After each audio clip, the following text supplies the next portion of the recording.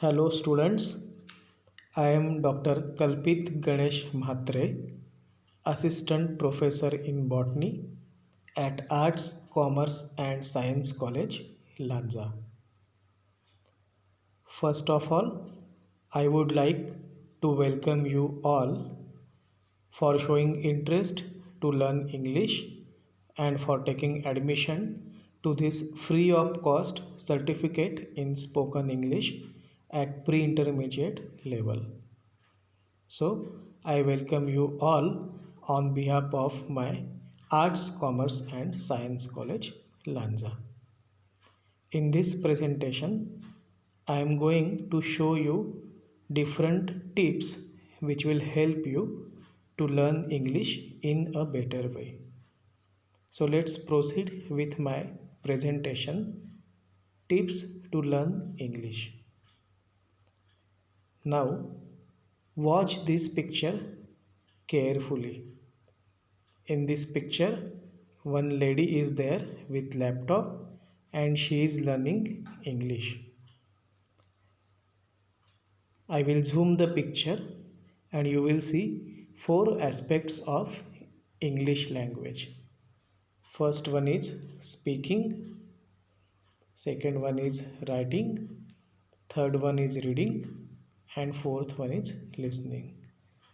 So, if you want to learn any language, just not English, any language, these four aspects are very much important: reading, writing, listening, and speaking.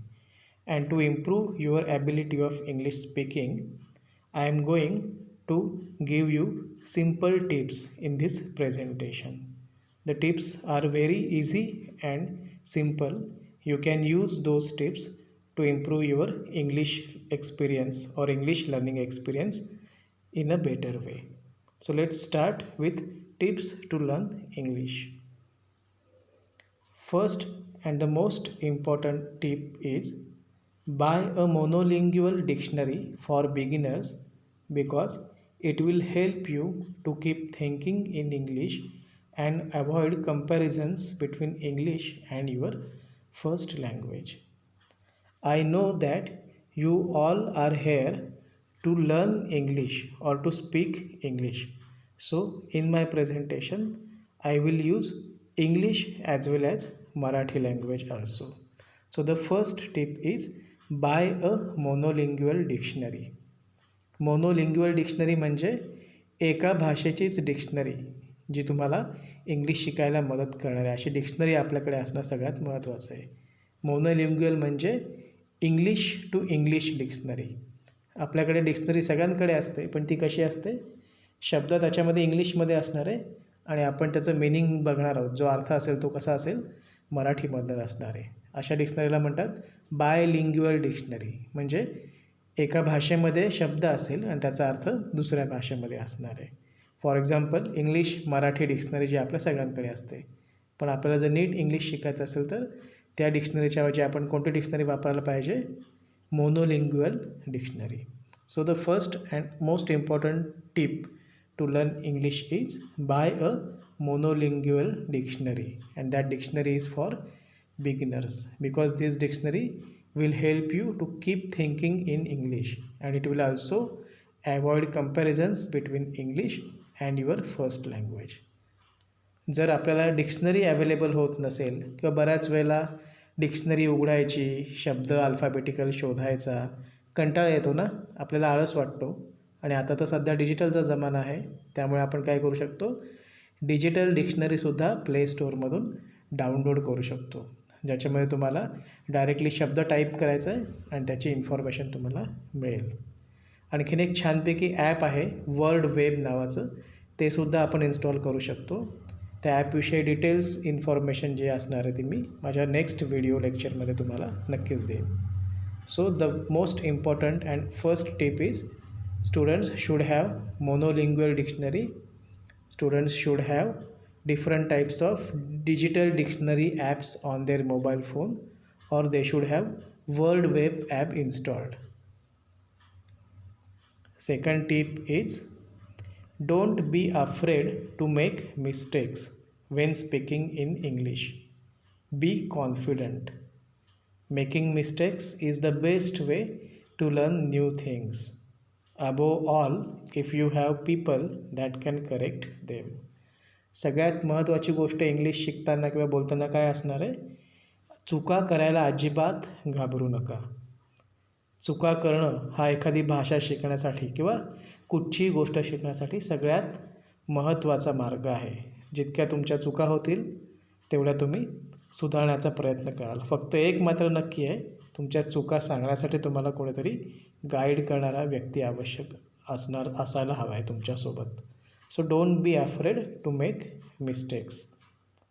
This is the second tip to learn or speak English. Cycle चालवली असेल की नाही तुम्ही सगळ्यांनी लहानपणी? एकदम पहिल्या दिवशी सायकल चालवायला शिकलात का? नाही ना? पहिल्या दिवशी थोडीशी चालवली असेल, पडला असाल, लागला असेल, खरचटला असेल, घाबरला असाल, परत दुसरा दिवस, तिसरा दिवस चुका झाल्या असतील, बरोबर की नाही? आणि नंतर मग सायकल चालवण्यामध्ये एकदम तरबेज, एक्सपर्ट. सेम इंग्लिश भाषेमध्ये सुद्धा असणार आहे. So don't be afraid to make mistakes when speaking in English. Always be confident because making mistakes is the best way to learn new things. So please keep this second tip in your mind. Third one is think in English to improve your fluency and do not translate from your own language. बऱ्याच वेळेला आपल्याला काय होतं, माहिती असतं आपल्याला एखाद्या गोष्टीविषयी, इंग्लिशमध्ये बोलायचंसुद्धा असतं आपल्याला, पण काय होतं, भीती वाटते. आणि मग अशा वेळेला आपण काय करतो, पहिलं मराठीमध्ये मनातल्या मनात ठरवतो काय बोलायचं आहे आणि सरळच्या सरळ मराठीमधलं आपण इंग्लिशमध्ये ट्रान्सलेट करण्याचा प्रयत्न करतो. आणि इथेच एखादी भाषा शिकण्यामध्ये किंवा बोलण्यामध्ये सगळ्यात मोठी चूक होते. कारण प्रत्येक भाषा कशी आहे, आपापल्या स्टाईलप्रमाणे प्रत्येक भाषा ही वेगवेगळी आहे. आणि त्यामुळे जर इंग्लिश शिकायचं असेल, छानपैकी बोलायचं असेल, तर आपल्याला सगळ्यात मोठी आणि महत्त्वाची सवय काय लावून घ्यायला पाहिजे, तर ती सवय म्हणजे इंग्लिशमध्येच विचार करायला आपल्याला शिकायला पाहिजे. समजा एखाद्याने आपल्याला प्रश्न विचारला तर आपण काय करतो, नॉर्मली मराठीमध्ये पटकन विचार करतो आणि ट्रान्सलेट करून इंग्लिशमध्ये उत्तर देण्याचा प्रयत्न करतो. तर तसं न करता आपण काय करायला पाहिजे, we should think in English because thinking in English will help to improve our fluency. If we translate from our mother tongue or own language, it will be little bit difficult to learn or speak English. Sing your favorite lyrics because learning English songs is the best way to improve. मला वेड लागले प्रेमाचे. सगळ्यांचं गाणं पाठ असणार आहे की नाही एकदम छानपैकी? कधी कोणी पाठ केलं हे गाणं मला सांगा. नाही ना कधीच केलं? तरी पण जर आत्ता मी सांगितलं गाणं बोलूयात आपण सगळे, तर लगेच तयार आहात की नाही सगळे? कुठेही पाठांतर न करतासुद्धा हे गाणं तुमचं छानपैकी पाठ झालं. आणि का झालं आहे? कारण आत्ता पण भरपूर वेळा तुम्ही हे गाणं काय केलेलं आहेत, ऐकलेलं आहेत. सेम इंग्लिशमध्ये सुद्धा ॲप्लिकेबल होणार आहे. जी इंग्लिश गाणी तुम्हाला आवडतात ते तुम्ही काय करायला पाहिजे, सारखी सारखी बोलायला पाहिजे. And this is our important tip. Sing your favorite lyrics because learning English songs is the best way to improve your English. जे काही इंग्लिश गाणी माहीत आहेत तुम्हाला ती लावा, ऐका, फील करा, एअरफोन लावा कानामध्ये आणि छानपैकी ऐका. त्याच्यामुळे काय होणार आहे, तुमच्या कानांमध्ये सारखे सारखे सारखे इंग्लिश शब्द जातील आणि त्याच्यामुळे काय होणार आहे, तुमचं इंग्लिश नक्कीच वाढणार आहे. Newspapers are a good aid to find more difficult grammar structures. सगळ्यांना माहिती आहे ना, इंग्लिश म्हटलं की महत्त्वाचं काय असतं आपल्याला, ग्रामर. आणि वेगवेगळे ग्रामरचे पार्ट्स जर आपल्याला शिकायचे असतील तर सगळ्यात महत्त्वाचं म्हणजे you should start reading newspaper on regular basis. रोज काही एक नवीन पेपर घेण्याची आवश्यकता नाही आहे. 5 रुपयाचा एक टाइम्स ऑफ इंडिया घेता तर तो किती असणार आहे, 60-70 पानांचा असणार आहे. सो महिनाभर तुम्हाला एक पेपर पुरू शकतो. आणि तो पेपर वाचला तर काय होईल, ही आपली टीप जी आहे ती सांगते. Newspapers are a good aid to find more difficult grammar structures. Exactly grammar म्हणजे काय आहे, सेंटेन्सेसचं फॉर्मेशन कसं होतं, स्ट्रक्चर कसं असणार आहे, टेन्सेस काय असणार आहेत आणि आणखीन भरपूर सारे इंग्लिशची इन्फॉर्मेशन तुम्हाला काय असणार आहे, न्यूजपेपर वाचले की आपोआप समजणार आहे. So try to read newspapers on a regular basis because this will help you to find more difficult grammar structures. When you read, remember that you don't need to understand every word, but look for the general meaning, then go back and look up new words. ज्यावेळेला तुम्ही paper वाचत असाल त्यावेळेला असं आवश्यक नाही की तुम्हाला शब्द आणि शब्द प्रत्येक शब्दाचा अर्थ हा कळलाच पाहिजे. हळूहळू तुम्हाला सगळं कळेल. पण असं सुरुवातीला होईल तुम्हाला पटकन अर्थ लगेचच सगळ्यांचं कळणार नाही आहे. पण त्यामुळे तुमचं काही अडणार नाही आहे. तुम्ही एखादी न्यूज वाचली तर तुम्हाला ती सगळी न्यूज कळेल आणि मग जेव्हा त्याच्यामधला तुम्हाला एखाद्या शब्दाचा अर्थ कळणार नाही त्यावेळेला मग तुम्ही काय करायचं, go back and look up for new words. मग डिक्शनरी आहे आपल्याकडे ती आपण वापरू शकतो. डिजिटल डिक्शनरी असणार आहे मोबाईलमध्ये किंवा वर्ल्ड वेब ॲप असणार आहे. सो असे वेगवेगळे सोर्सेस वापरून आपण जे नवीन शब्द असतील त्याची इन्फॉर्मेशन त्याचा अर्थ आपण फाइंड आउट करू शकतो. सो कायम लक्षात ठेवा, ज्यावेळेला तुम्ही न्यूजपेपर इंग्लिश बुक्स वाचाल तेव्हा when you read, remember that you don't need to understand every word, but look for the general meaning and then go back and look up new words. याच्यामुळे तुमचा शब्दसंग्रह पण खूप छानपैकी वाढायला मदत होईल आणि नवीन नवीन शब्द आहेत त्यांचे अर्थसुद्धा तुम्हाला पटकन कळतील. आणि तुमच्या हेही लक्षात येईल की एखाद्या इंग्लिश शब्दाचा अर्थ जरी आपल्याला माहिती नसेल तरी आपण न्यूज वाचताना पुस्तक वाचताना कुठे अडत नाही, आपल्याला जनरल मिनिंग हे समजते. Watching English movies and TV can help you to practice your listening to understand the different English accent. You might try using subtitles at first, but when you feel more confident, turn them off. English movie बघणं, English channels बघणं, English news बघणं, T V बघणं हे सगळ्यात महत्त्वाचं असणार आहे तुम्हाला इंग्लिश शिकण्यासाठी, प्रॅक्टिस करण्यासाठी. कारण काय होणार आहे, डायरेक्टली व्हिज्युअल लर्निंग तुम्ही इथे करणार आहात. तुमच्यासमोर एक मूवी चालू असेल, कदाचित तुम्हाला पटकन इंग्लिश सेंटेन्सेसचा अर्थ कळणार नाही, पण ती सिच्युएशन बघून, व्हिडिओ बघून, पिक्चर्स बघून तुम्हाला कळेल की एक्झॅक्टली काय चाललेलं आहे. आणि हेच सगळ्यात महत्त्वाचं असतं कुठचीही भाषा शिकताना.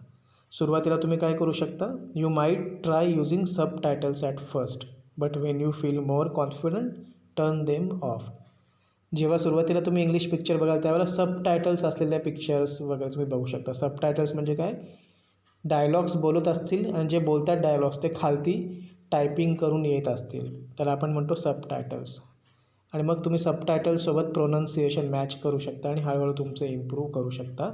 इंग्लिश बोलण्याची जे काही तुमचे ॲक्सेंट्स आहेत ते तुम्ही इम्प्रूव्ह करू शकता. So watching English movie and T V can help you to practise your listening and to understand different English accents. Accents म्हणजेच आपण बोलतो ते इंग्लिश वेगळं असतं, फॉरेनर्स बोलतात ते इंग्लिश वेगळं असतं. इंग्लिश वेगळं असतं म्हणजे बोलण्याची पद्धत वेगळी असते, बोलण्याची स्टाईल वेगळी असते, त्याला आपण म्हणतो प्रोनाऊन्सिएशन म्हणजेच ॲक्सेंट्स. जसं आपण मराठी असते की नाही, आपल्या कोकणातल्या लोकांचं मराठी बोलण्याची पद्धत कशी असते, वेगळी असते. घाटावरच्या लोकांची वेगळी असते, नागपूरमध्ये गेलात तर लोकांची वेगळी पद्धत असेल. भाषा मराठीच पण ॲक्सेंट्स कसे असतील बोलण्याचे वेगवेगळे. सेम इंग्लिशमध्ये असणार आहे. अमेरिकन लोकांचं इंग्लिश थोडंसं वेगळं असेल, ऑस्ट्रेलियातल्या लोकांचं वेगळं असेल, भारतातल्या लोकांचं वेगळं असेल. सो असे डिफरंट ॲक्सेंट्स जे आहेत इंग्लिशचे ते समजण्यासाठी आपल्याला सगळ्यात महत्त्वाचं काय असणार आहे, watching English movies and T V. Make mirror your best friend. The most important tip to learn English और to speak English is make mirror your best friend. सगळ्या मुली जेवढ्या आहेत या क्लासमध्ये त्या मुलींचा सगळ्यात बेस्ट फ्रेंड म्हणजे आरसा आहेच, पण मुलांनीसुद्धा आता काय करायचं, आजपासून आरशाला आपला बेस्ट फ्रेंड बनवायचं. कारण ज्यावेळेला तुम्ही इंग्लिश बोलायला शिकणार आहात तेव्हा सुरुवातीला थोडीशी भीती वाटेल तुम्हाला, मी बरोबर बोलतो आहे का, मी बरोबर बोलते का असं वाटेल. तर मग आपण काय करायचं, अशा वेळेला आरशासमोर उभं राहायचं आणि छानपैकी बोलायचं. म्हणजे आपण काय बोलतो आहे, कसं बोलतो ते आपल्याला स्वतःला कळेल. So make mirror your best friend. Technology is your friend, so use it. आजचा सगळ्यांना जमाना माहिती आहे की नाही कसा आहे जमाना आजचा, पूर्णपणे 100% टेक्नॉलॉजीवरती डिपेंडंट आहे. जर एखाद्याला वाटलं मला इंग्लिश शिकायचं तर त्याला कुठेही क्लासला जायची गरज नाही आहे. जर त्याच्यामध्ये कॅपेबिलिटी असेल तर तो काय करणार, यूट्यूबवर जाणार, सर्च करणार इंग्लिश स्पीकिंग क्लासेस कोर्सेस, वेगवेगळे व्हिडिओज बघणार आणि स्वतःच ऑटोमॅटिक कोणाची मदत न घेता इंग्लिश शिकणार. मदत कोणाची लागेल, फक्त टेक्नॉलॉजीची. So technology is your friend, use it. वेगवेगळ्या टाईपचे व्हिडिओज, ॲप्स, डिजिटल डिक्शनरीज आणि अजून भरपूर सारे लिटरेचर आहे गुगलवरती, इंटरनेटवरती ॲवेलेबल आहे. आपण फक्त काय करायचं, आपल्या सोयीनुसार ते लिटरेचर वापरायचं आहे आणि आपलं इंग्लिश इम्प्रूव्ह करण्यासाठी प्रयत्न करायचा आहे. आणि सगळ्यात महत्त्वाची आणि शेवटची टीप जी असणार आहे इंग्लिशसाठी, that tip is known as practice, practice, practice, practice, practice, practice till you speak English fluently.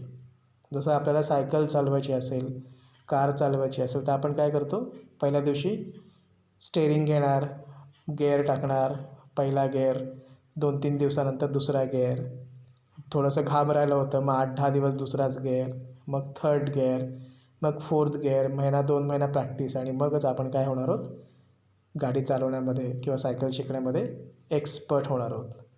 आणि ते एक्सपर्ट कशामुळे होणार आहोत, because of practice, practice, practice. Same English लँग्वेजमध्ये पण असणार आहे. जेवढी आपण प्रॅक्टिस करू एकमेकांसोबत इंग्लिश बोलायची, जेवढं आपण इंग्लिश गाणी ऐकू, जेवढे आपण इंग्लिश न्यूज, इंग्लिश पिक्चर्स बघू, इंग्लिश चॅनल्स बघू, जेवढे आपण इंग्लिश व्हिडिओज बघू, जितकं इंग्लिश आपल्या कानावर पडेल तेवढंच काय होणार आहे, आपलं इंग्लिश बोलणं हे सुधारणार आहे. आणि तेच आपल्या या कोर्सचं काय असणार आहे, एम असणार आहे. So last and the most important tip to learn English is practice, practice, practice till you speak English fluently. आपण गॅदरिंगमध्ये डान्स करायला सगळेच तयार असतो की नाही. गॅदरिंग असतं आपलं 24 डिसेंबरला आणि आपण डान्सची प्रॅक्टिस कधी करायला सुरुवात करतो, महिनाभर आधी. डान्स असतो 5च मिनटाचा आपला, बरोबर की नाही. पण आपण नीट डान्स व्हायला पाहिजे, आपलं प्रेझेंटेशन छान व्हायला पाहिजे, लोकांनी आपला डान्स किती मस्त झाला असं बोलायला पाहिजे. हे सगळं ऐकण्यासाठी आपण काय करतो, महिनाभर डान्सची प्रॅक्टिस करतो. दिवसातून 2 तास, 3 तास, 4 तास असं महिनाभर डान्सची प्रॅक्टिस केल्यावर आपण कुठे 5 मिनटाचा डान्स छानपैकी परफॉर्म करू शकतो की नाही. सेम आपल्या इंग्लिश लर्निंगच्या या क्लासमध्ये असणार आहे. फक्त 15 दिवस क्लास अटेंड केला, बसला, असाइनमेंट्स, टास्क, क्विझेस सॉल्व केला तर आपण इंग्लिश शिकूच असं नाही. सगळ्यात महत्त्वाचं काय, practice, practice, practice till you speak English fluently.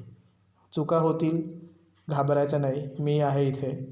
आपण सगळे एकमेकांना सांभाळून घेण्यासाठीच इथे आहोत आणि सगळे कशासाठी आलेलो आहोत, तर इथे आपण इंग्लिश शिकण्यासाठी आलेलो आहोत, हे सुद्धा लक्षात असू द्या. So practice, practice, practice till you speak English fluently. या 10 टिप्स तुम्ही जर छानपैकी लक्षात ठेवल्यात, हा व्हिडिओ रोज बघितलात तर 100% मी तुम्हाला गॅरंटी देऊ शकतो की या 15 दिवसांच्या कोर्समध्ये तुम्ही नीटपैकी इंग्लिश बोलायला शिकाल. आणि एकदा हा कोर्स झाला, तुम्हाला कॉन्फिडन्स आला की लगेच आपण पुढची बॅच असणार आहे, ज्याला आपण म्हणणार आहोत अप्पर इंटरमिजिएट लेवल, ती आपण सुरू करणार आहोत. पण त्याचं बेसिक काय असणार आहे, तुम्हाला छानपैकी इंग्लिश बोलता येणं महत्त्वाचं आहे आणि ते आपण या प्री इंटरमिजिएट लेवलमध्ये तुम्हाला सगळ्यांना तयार करून ते आपण साध्य करणार आहोत. सो तयार आहेत ना सगळे. सो लक्षात ठेवायचं, जेव्हा जेव्हा वाटेल प्रॉब्लेम्स आहेत त्यावेळेला हा व्हिडिओ बघायचा आणि सगळ्यात महत्त्वाची टिप लक्षात ठेवायची, practice, practice, practice till you speak English fluently. Thank you.